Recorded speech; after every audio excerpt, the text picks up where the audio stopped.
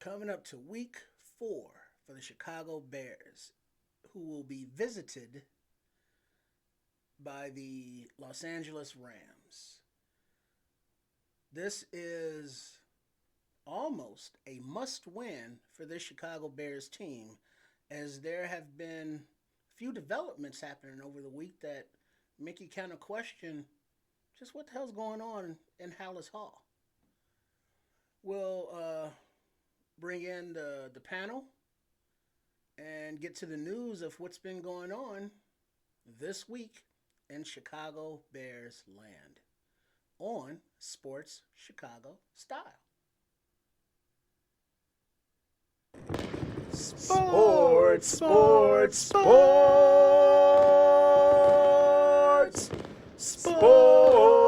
Chicago Style for me and you. Welcome, one and all, to week 4 preview. Before we get started, got to remind you to please like and share the video if you find it entertaining or get something out of it. Also, sign up, follow, like, subscribe to our YouTube channel, Sports Chicago Style. With your help, we're going to get to 100 members. Pretty lickety split. And our social media platforms on Facebook, Instagram, and Twitter, Sports Chicago Style. And then the website, sportschicagostyle.com. So, the goings on this week at Hallis Hall. Where to start? Let's start with the team captains, Mercedes Lewis, Caleb Williams, DJ Moore, and whoever else, had a meeting with offensive coordinator Shane Waldron on, hey, come on, coach us the fuck up. What are we doing out here? But to his credit, Shane Waldron actually came out and was like, yeah, I made some mistakes. I'm going to get those, fixed. I'm going to coach myself up on being better. And that was actually quite refreshing to hear from a coach, because that's not something that we hear or have heard recently, as Coach Matt Eberflus is more of a, hey, guys need to execute type kind of word salady head coach speaking terms. And so to hear Waldron actually take accountability and responsibility for his own play calling and personnel decisions, nice. Speaking of personnel decisions, he also said that Herbert is the goal line back. It's like, you mean Khalil Herbert, the one who averaged, over 5 yards a carry, is now your short yardage back instead of the more heavier bruising between the tackles, Roschon Johnson? Okay, let's see how that looks. But speaking of Roschon Johnson, Waldron did say he was going to get more of an extended look this week. See how that turns out. Let's see what else. The former Chicago Bear quarterback Justin Fields did a podcast interview over the week, and he was asked directly a few questions, about the differences in Chicago versus Pittsburgh. And one of those questions was coaching. And I believe the question was pretty succinctly, who has the better coaching, Chicago or Pittsburgh? And Justin, without hesitation said Pittsburgh. And I was like, ooh, ouch, Lucy, that hurt. But it's like, well, Tomlin, Arthur Smith, former head coach, now OC over there, they have experience. They are, quote unquote, legendary in their own rights. Well, Tomlin is, they say he could be a Hall of Fame type coach. He wins throughout the season, but has trouble getting over that playoff hump, but whatever. But in relation to the Bears, that's another indictment on head coach Matt Eberflus. It's like, bro, you're your players don't feel prepared to start a game. That's a coaching issue. And we keep seeing these issues, which raises the level of frustration because it's the same thing over and over and over and over again. And it's like, come on, can we get something right? Now we got the defense that's humming, and when we understandably got an offense that's coming together, but the offense doesn't look hasn't looked prepared at all.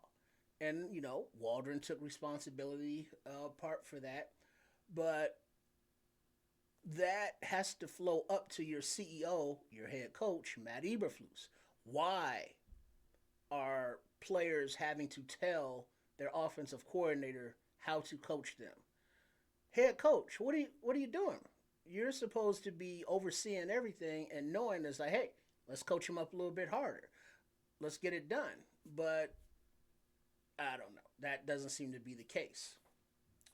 Now, injury report wise, that was released, and let me bring it up.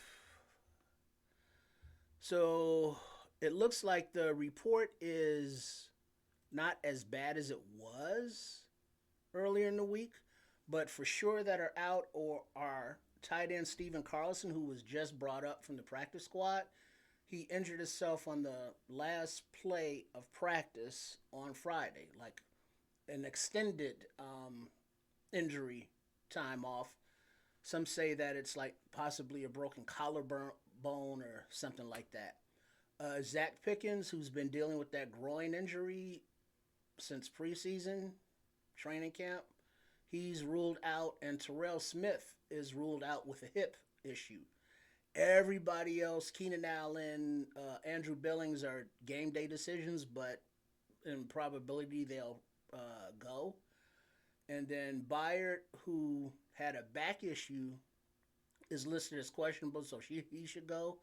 Blasingame should be back at fullback. Maybe this will help spark that running game. Nate Davis is full participation, but he's been replaced by Matt Pryor at right guard. Interesting. And Darnell Wright, who had some back issues, he's back as a full go. And it looks like the swing tackle, Kiran Amagaji, the Chicago Bears' third-round pick from this past draft, is gearing up to be the swing tackle as he's been practicing on both sides. Odunze had a knee issue last week, but this week is a hip issue, but he's back full of practice. Montez Sweat, Darrell Taylor are back full goals. And Braxton Jones with a knee issue is a full go. So, not the healthiest, but it could be worse.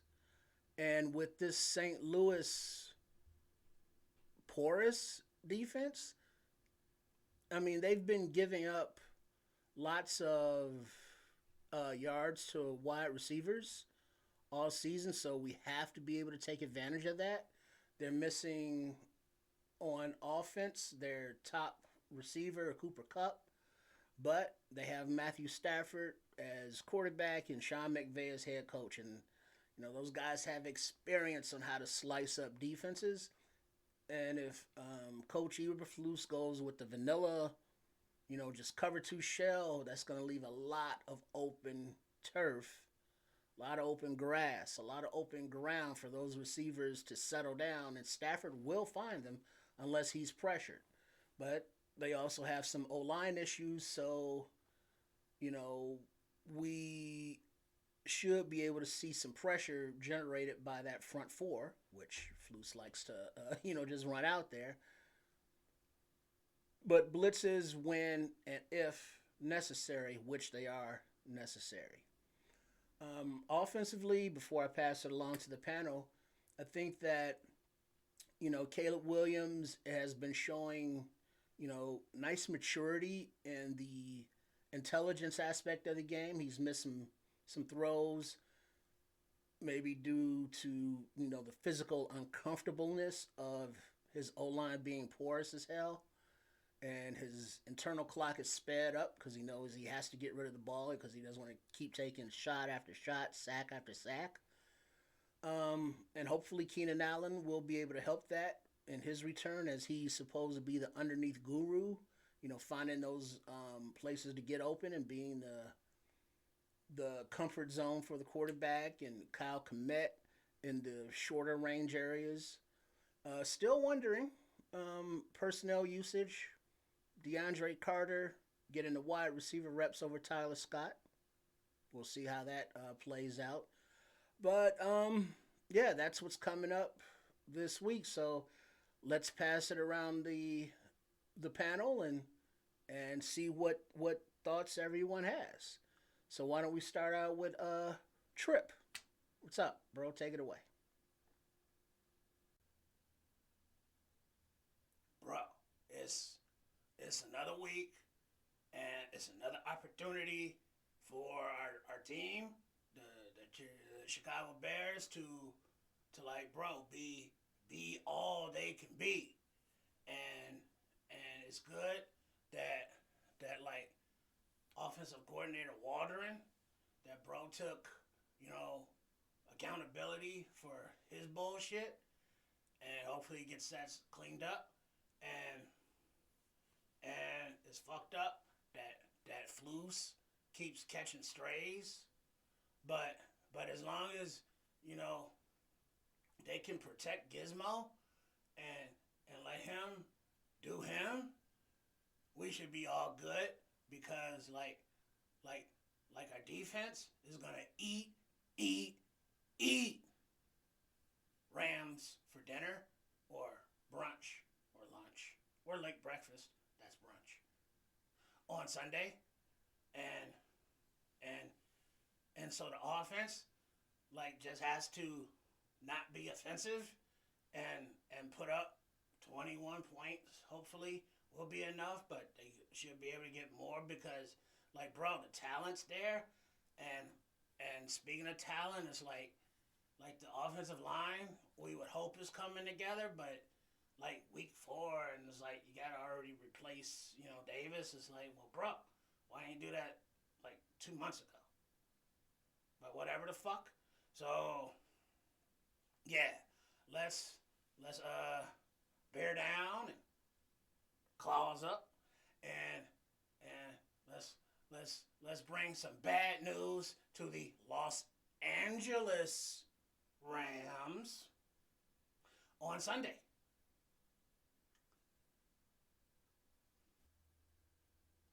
As Trip was saying, right? I do believe that the onus on this Chicago Bears team is on the coaching staff of this Chicago Bears team. The unpreparedness, the just general confusion, right, of who's supposed to be where and what plays being called is a bad reflection, but can be alleviated and fixed by self-reflection, planning, and taking accountability and making better goddamn play calls and personnel decisions, right? The use of light in the ass Herbert versus heavier bricks in the pocket Johnson as your short yardage back is quite perplexing. As mentioned before, Carter getting the wide receiver reps over Scott is also questionable. A head scratcher, if you will, right? But it's up to the coaches to put these players in the best position to succeed by their personnel decisions, right? And their play calling. So it's up to this team to prove to themselves that they are worthy and can make the right decisions at the right time. Looking at you, Coach Eber Flus.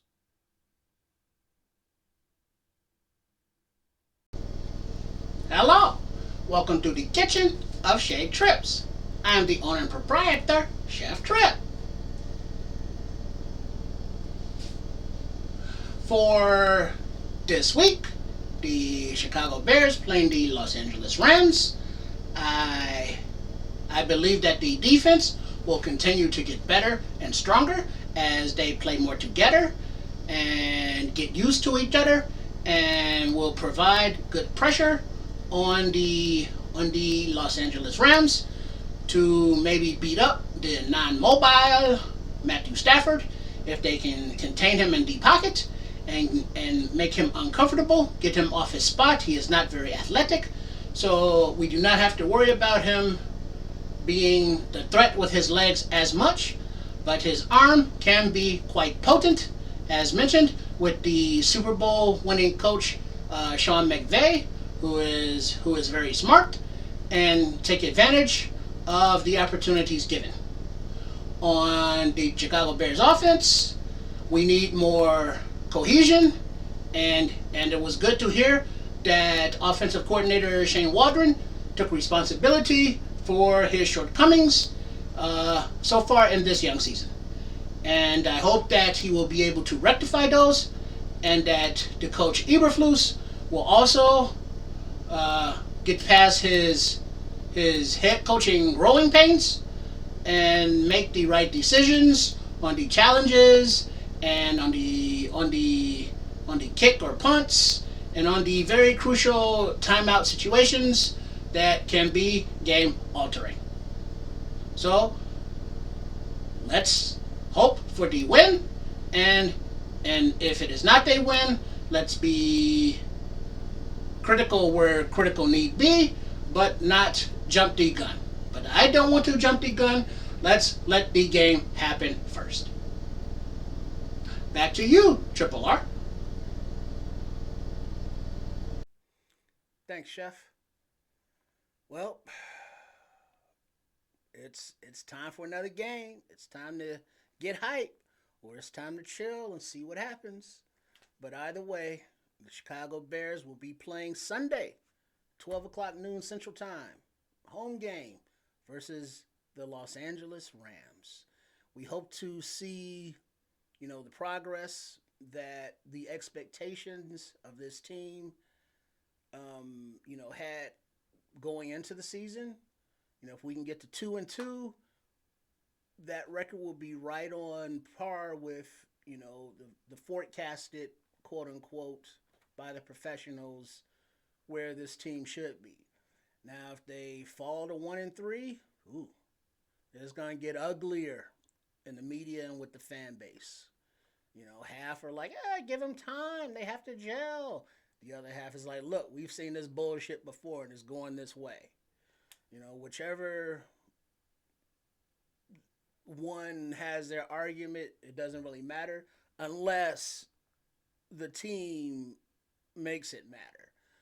Winning cures all, as they say. So there may be issues with a win, but if we can get a win, that will be a lot more soothing to the psyche of many Bears fans.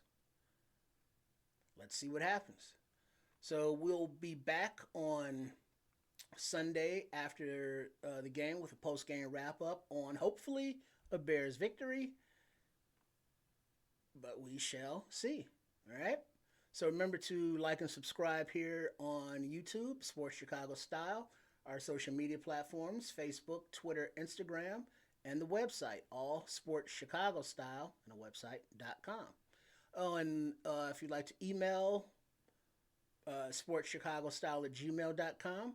And if you'd like to support us on Ko-fi or Patreon, be much appreciated. All right? So until Sunday, y'all, be easy. Let's go Bears.